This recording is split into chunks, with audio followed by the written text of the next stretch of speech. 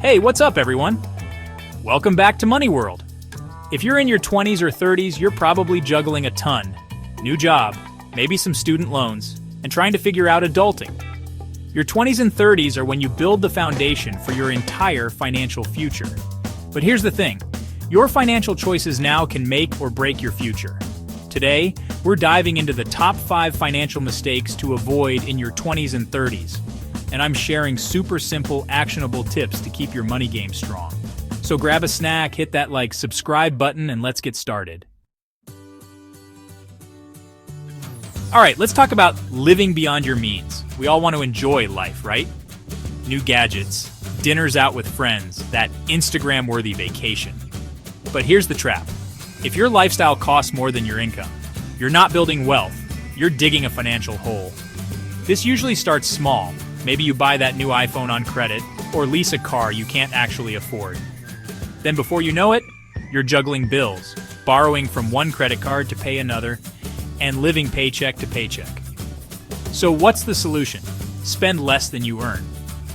A great way to get a handle on your spending is to use a budget. I love the 50-30-20 budget. 50% for needs, 30% for wants, and 20% for savings and debt repayment. It's about being in control of your money and building a solid financial foundation for your future.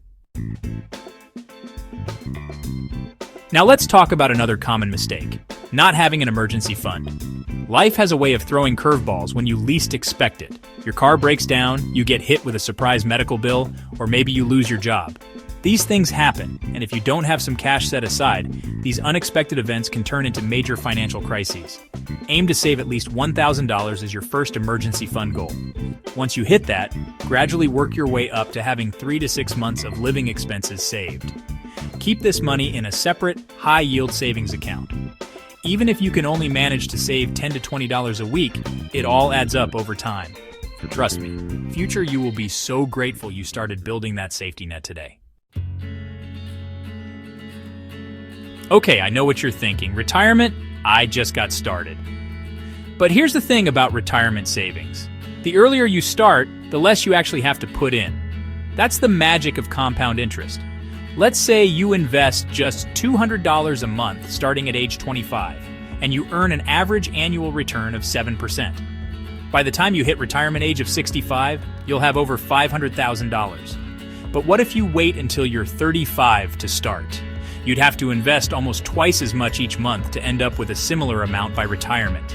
The earlier you start, the easier it is to let time and compound interest work their magic for you.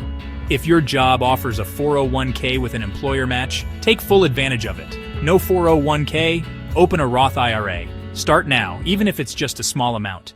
You'll thank yourself later.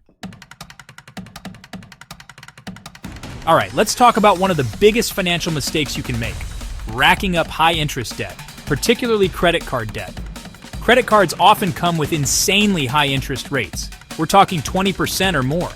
That $500 purchase could easily end up costing you $600, $700, or even more, depending on how long you carry that balance. So, what's the best way to avoid the credit card trap? Only charge what you can afford to pay off in full each month. If you don't have the cash in the bank to buy it, don't put it on your credit card. Now, what if you're already dealing with credit card debt? Don't worry, you can tackle it. There are 2 main methods, the snowball method and the avalanche method. The snowball method focuses on paying off your smallest debts first. The avalanche method focuses on paying off the debts with the highest interest rates first. No matter which method you choose, the important thing is to have a plan and stick to it. This last mistake might seem obvious, but it's something a lot of people struggle with. Not learning about money. Most schools teach us algebra, history, and even calculus. But they don't teach us the basics of budgeting, saving, investing, or even how to file taxes. So what happens? We're left to figure out this whole money thing through trial and error. But it doesn't have to be that way. Make financial education a part of your lifestyle. Watch videos like this one. Knowledge is power. Read personal finance books. Some of my favorites are The Millionaire Next Door and Rich Dad, Poor Dad. Follow finance creators on YouTube, TikTok, Instagram. There's so much free information available these days. You don't need a fancy finance degree to master your money. The more you know about money, the better equipped you'll be to make smart financial decisions and achieve your financial goals. So let's recap. 1. Spend less than you earn. 2. Build an emergency fund. 3. Start saving for retirement early. 4. Avoid or pay down high-interest debt. 5. Keep learning about money. Your 20s and 30s are the best time to take control of your finances. If you found this video helpful, hit the like button, subscribe for more personal finance tips, and share this with a friend who needs to hear it. See you in the next one.